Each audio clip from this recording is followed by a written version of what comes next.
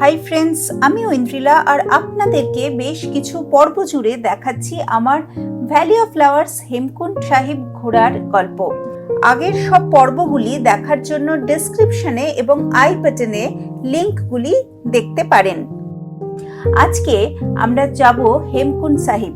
সকালবেলা আমরা হোটেল থেকে ব্রেকফাস্ট সেরে বেরোলাম।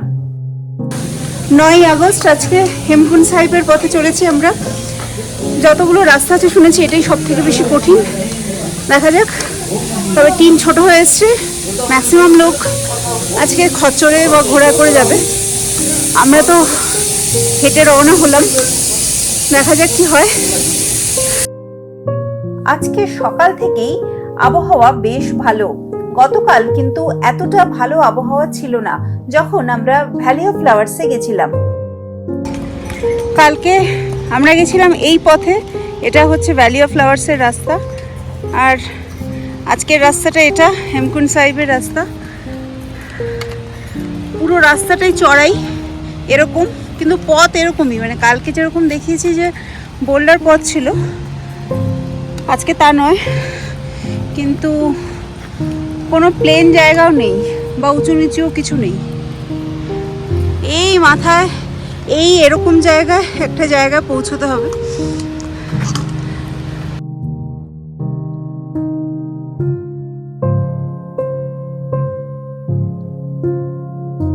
আজকে আবহাওয়া ঝকঝকে দেখে দাঁড়িয়ে দাঁড়িয়ে বেশ কিছু ছবি তুলতে লাগলাম। আর কে না জানে যে ঝকঝকে ওয়েদার মানেই পাখি দেখার সম্ভাবনা আছে। যদিও আমরা নিরবিচ্ছিন্নভাবে হেঁটে গেছিলাম এই পথ, সেই জন্য অনেকক্ষণ ধরে দাঁড়িয়ে দাঁড়িয়ে পাখির ছবি তোলা সম্ভব হয়নি। তাও চট করে দেখে নিয়েছিলাম লাফিং থ্রাশ। পুরো ট্রেক পথেই এই পাখিকে বিভিন্ন জায়গায় দেখতে পেয়েছি। একসাথে 3-4টি মতন পাখি সবসময়ই ঘোরাফেরা করছিল।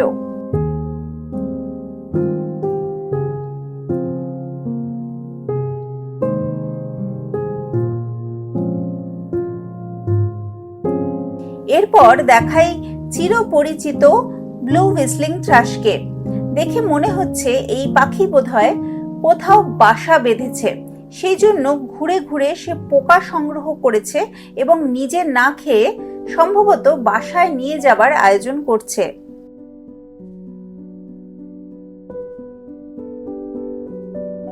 ভ্যালি অফ ফ্লাওয়ার্স অনেকে ঘুরলেও হেমকুণ্ড সাহিব অনেকে বাদ দেন। তার কারণ হচ্ছে এর ভীষণ কষ্টকর এবং কঠিন পথ। ভ্যালি অফ ফ্লাওয়ার্সের পথ কিন্তু ছিল পাথুরে। এই পথ অতটা পাথুরে নয়, বরঞ্চ বলা ভালো পাথর দিয়ে বাঁধানো, যাতে ঘোড়া এবং খচ্চররা খুব সহজেই যেতে পারে।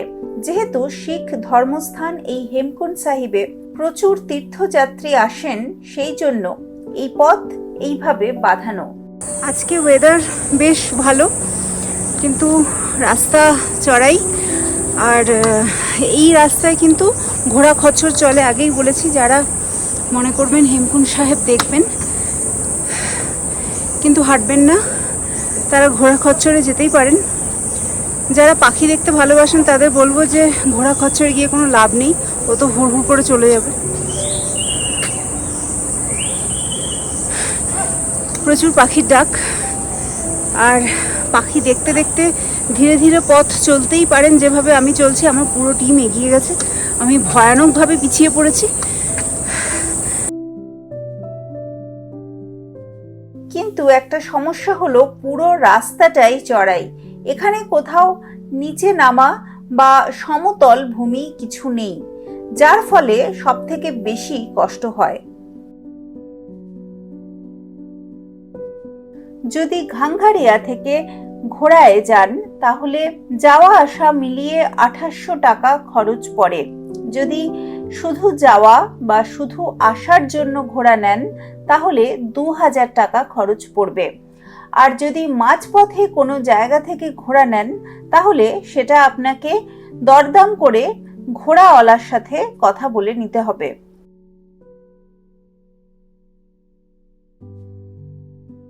এখানেও মাঝে মাঝে বেশ কিছু ফুল চোখে পড়ছিল।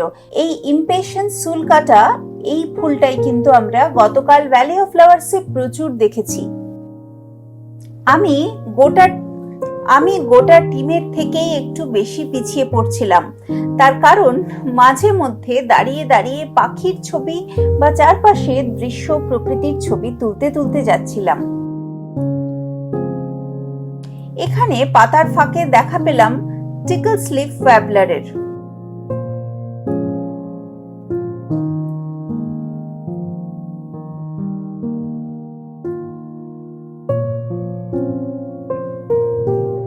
পাহাড়ের বাঁকে হঠাৎ করে চোখে পড়ল পাহাড়ের ওপরে একটা জায়গায় তুষারপাত হয়ে সাদা হয়ে রয়েছে। দারুণ লাগলো এই দৃশ্য।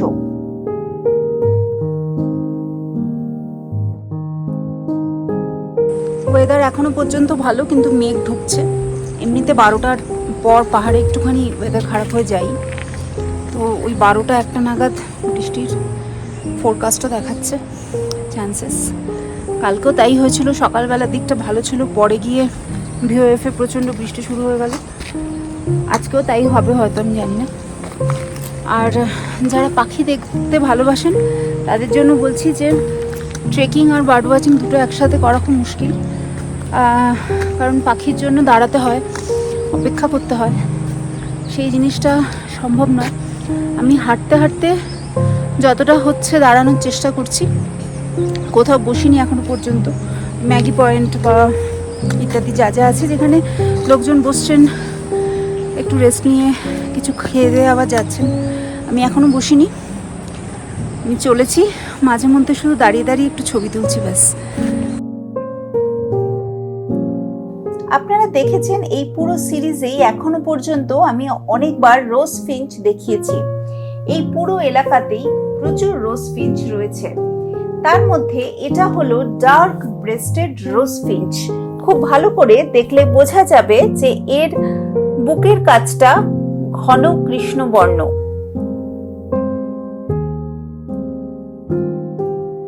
প্রথম দিন যে রোজ ফিঞ্চটাকে দেখিয়েছিলাম সেটা ছিল পিঙ্ক ব্রাউড রোজ ফিঞ্চ। এর ভ্রুর কাছটা গোলাপি রঙের হয়, সেই জন্য এই পাখির এরকম নাম। এই পাখিটা পিঙ্ক ব্রাউড রোজ ফিঞ্চের স্ত্রী পাখি। এর গায়ে গোলাপি বর্ণের ছিটে ফোঁটাও নেই। পুরুষ পাখি উজ্জ্বল বর্ণের হয়, কিন্তু স্ত্রী পাখি অপেক্ষাকৃত ম্লান বর্ণের। পাহাড়ের পটভূমিকায় একবার খুব কাছ থেকে দেখলাম দুটি ওরিয়েন্টাল টার্টল ডাভ বসে আছে। এর ডানাটা ভালো করে দেখলেই বুঝতে পারবেন কেন এই পাখির নামের সাথে কচ্ছপের মিল আছে। ফ্লাওয়ার্সের কিছু কিছু ফুল এখানেও দেখা যাচ্ছে, আর এমনিতেই আমাদের ব্লু পপি আর ব্রহ্মকমল দেখতে পাওয়ার কথা এই রাস্তায়। এটা কিন্তু জোক নয়, এটা হলো মেডো স্লাগ। স্লাগ অর্থাৎ খোলসবিহীন শামুক। আমরা এসে পৌঁছলাম প্রথম ম্যাগি পয়েন্টের কাছে। এই পথে দুটো ম্যাগি পয়েন্ট পড়ে এবং উপরেও একটা জায়গা ধাবা মতন কিছু এরকম ছোট ছোট দোকান রয়েছে। এখানে একটি দোকানের সামনে দেখলাম প্রচুর ডার্ক ব্রেস্টেড রোজ ফিঞ্চ এবং লাফিং থ্রাশ।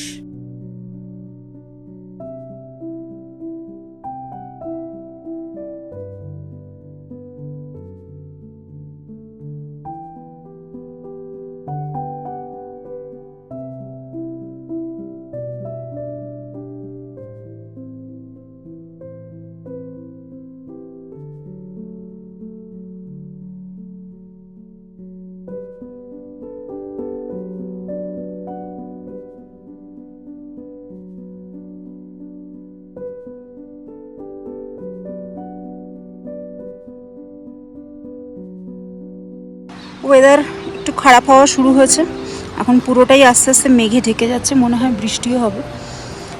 একটু আগেই কত সুন্দর দেখা যাচ্ছিল, এখন আর কিছুই দেখা যাচ্ছে না। টুকটাক ফুল দেখতে দেখতে আর পাহাড়ের দৃশ্য দেখতে দেখতে পথ চললাম।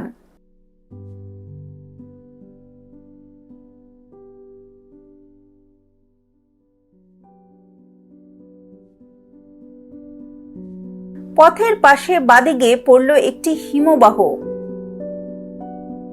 অপূর্ব লাগলো এই অভিজ্ঞতা। মাঝে মাঝে যেমন পাখি দেখতে পাচ্ছিলাম, সেরকম হঠাৎ করে চোখে পড়ল হিমালয়ান পাইকা। রাস্তায় বেশ কিছু জায়গায় এই পাইকা দেখতে পেয়েছি। এটা কিন্তু ইঁদুরের মতন দেখতে হলেও আসলে এটা কোনো ইঁদুর বা রোডেন্ট নয়, বলা ভালো এটা লেগোমর্ফের সব থেকে ছোট প্রজাতি। লেগোমর্ফ একটা এমন গ্রুপ যেটা রিপ্রেজেন্ট করে খরগোশকে। এই হিমালয়ান পাইকা মাঝে মাঝেই দেখছিলাম খুব চুপচাপ বসে বসে পাতা খাচ্ছে। এই প্রাণী স্তন্যপায়ী এবং খুব ভোরে এবং রাতের দিকে অ্যাক্টিভ থাকে। মোটামুটি ৭,৯০০ থেকে ১৩,৮০০ ফুট উচ্চতায় এই প্রাণীকে দেখতে পাওয়া যায়। এরপরই দেখা পেলাম ব্লু পপি ফুলের। ব্লু পপি কিন্তু আগে কখনো দেখিনি, এই প্রথম দেখতে পেলাম।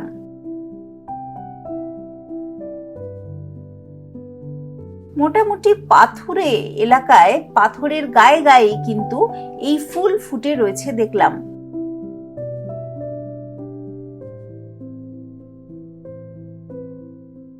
এই ঝর্ণাটির নাম লক্ষণ ঝর্ণা।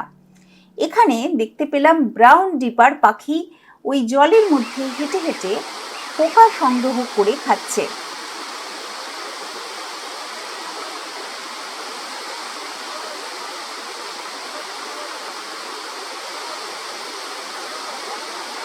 দূরে দেখতে পেলাম দুটি লিটল ফকটেল। আমার মনে হলো একটি পাখি ছোট, তাকে তার মা হয়তো খাওয়াচ্ছে।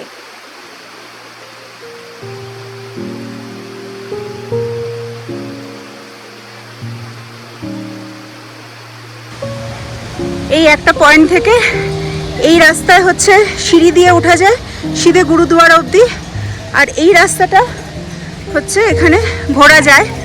এই রাস্তা দিয়েও যাওয়া যায় ইচ্ছে করলে, তবে এটা খুব খাড়াই, কিন্তু এই রাস্তা দিয়েই যাব কারণ সময়টা একটু কম লাগবে। এই রাস্তা ঘোরার রাস্তা আর এটা হাঁটার পথ।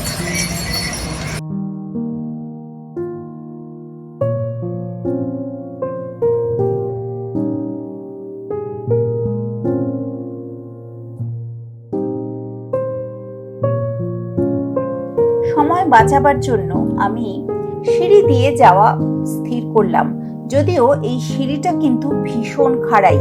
আপনারা চেষ্টা করবেন যদি সময়ের অভাব না থাকে তাহলে ডান দিক দিয়েই যেতে, যেটা তুলনামূলকভাবে কম খাড়াই। হেমকুণ্ড সাহিবের পথে একটু উঠতেই কিন্তু চোখে পড়ল দারুণ সুন্দর ব্রহ্মকমল ফুটে রয়েছে। ব্রহ্মকমল সবসময় কিন্তু মানুষের কাছে একটা ভীষণ আকর্ষণের জায়গা। বহু মানুষ কিন্তু এত দূর আসেন শুধুমাত্র এই ফুলটা দেখার জন্য। উত্তরাখণ্ডের রাজ্য ফুল এটি। পৃথিবীর সব থেকে উচ্চতম গুরুদ্বারা হলো এই হেমকুণ্ড সাহিব। দশম গ্রন্থে বলা হয়েছে যে প্রাক্তন জীবনে গুরু গোবিন্দ সিং অকালের হেমকুণ্ডে গভীরভাবে ধ্যান করেছিলেন। মোটামুটি 12টা থেকে 1টার মধ্যেই কিন্তু প্রার্থনা শেষ হলে হেমকুণ্ড সাহিব বন্ধ হয়ে যায়। তারপরে আর ভেতরে ঢোকার অনুমতি পাওয়া যায় না, যদিও আপনি গুরুদ্বারা প্রাঙ্গণে ঘুরে পৌঁছে গেছি। সত্যি আর কি বেশ টাফ ট্রেল, তবে আমি খুব এনজয় করেছি এই পুরো জার্নিটা। অনেকগুলো পাখিও পেলাম, এক্স্যাক্টলি আর কি যা চেয়েছিলাম ঠিক তাই।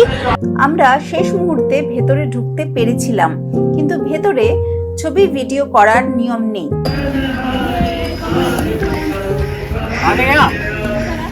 Finally congratulations. कब आ गया? अभी आया। अभी आया। ओके। क्या ग्रुप फोटो करा है? कंग्रेचुलेशंस।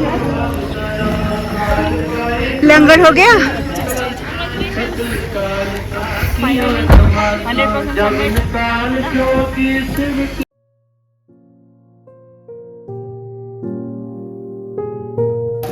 গুরুদুয়ারার ভেতরে এখান দিয়ে বেরোলাম, গুরুদুয়ারার সামনে আসলে ভেতরে ছবি তোলার নিয়ম নেই, ছবি বা ভিডিও। আর এখন মেঘও হয়ে গেছে, কুয়াশাও হয়ে গেছে। এই হলো হেমকুণ্ড। হেমকুণ্ডের সামনে প্রচুর ব্রহ্মকমল ওরা গামলায় মানে টবে টবে করে রেখেছে। তো আমরা এখন এখানে আর বেশি সময় দিতে পারবো না, আমরা চলে যাব।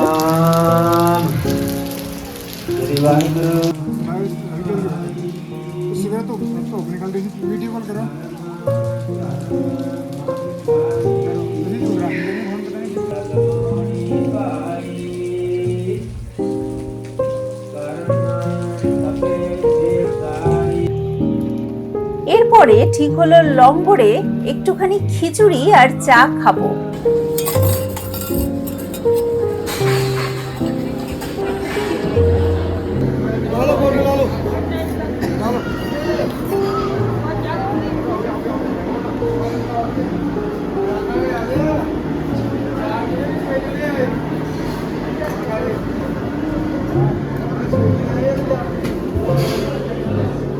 এত তাড়াতাড়ি হোক এখান থেকে নিচে নামার জন্য রওনা দেব।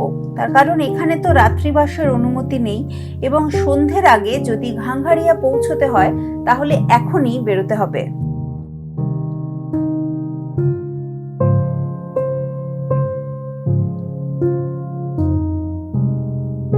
এই কাকের মতন দেখতে পাখিটা কিন্তু ইয়েলো বিল চৌ। এই পাখিটা এই হাইটেই দেখতে পাওয়া যায়, যদিও কুয়াশার জন্য আবারও এই ছবিগুলো একদম ভালো হয়নি।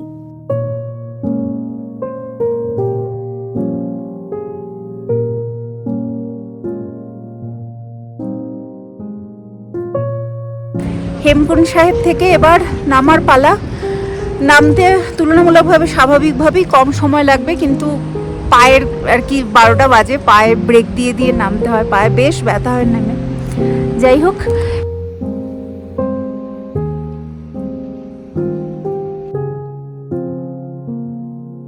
হোটেলে ফিরে আসার পর কিন্তু আমরা সবাই দারুণ খুশি, কারণ হেমকুণ্ড সাহিব ছিল সব থেকে কঠিনতম দিন। আর আমাদের ট্রেকিং বলতে গেলে আজকেই সম্পূর্ণতা পেয়েছে। आज हम बना रहे हैं पानी पूरी। आज हम स्पेशल आस्था पानी पूरी वाले के लिए पानी पूरी खाएंगे। और ये हमने सब अपने हाथों से बनाया है। डिफरेंट दिन के ये हमने रेडीमेड, तो ये हमने गुरजी, हाउ वाज इट? बहुत अच्छा, बहुत बढ़िया पानी। আগামীকাল আমরা ঘাঙ্গারিয়া থেকে নামবো পুলনা। যদি আবহাওয়া ভালো থাকে তাহলে যাব বদ্রীনাথ। সেই গল্প আসবে পরের পর্বে, দেখতে কিন্তু একদম ভুলবেন না। কেমন লাগলো এই ভিডিও আমাকে কিন্তু অতি অবশ্যই জানাবেন। যদি ভালো লাগে লাইক করুন আর শেয়ার করুন আপনার প্রকৃতিপ্রেমী বন্ধুর সাথে। ওয়াইল্ড ইন্ডিয়া ট্রাভেলসকে ফলো করুন ফেসবুকে আর ইনস্টাগ্রামে।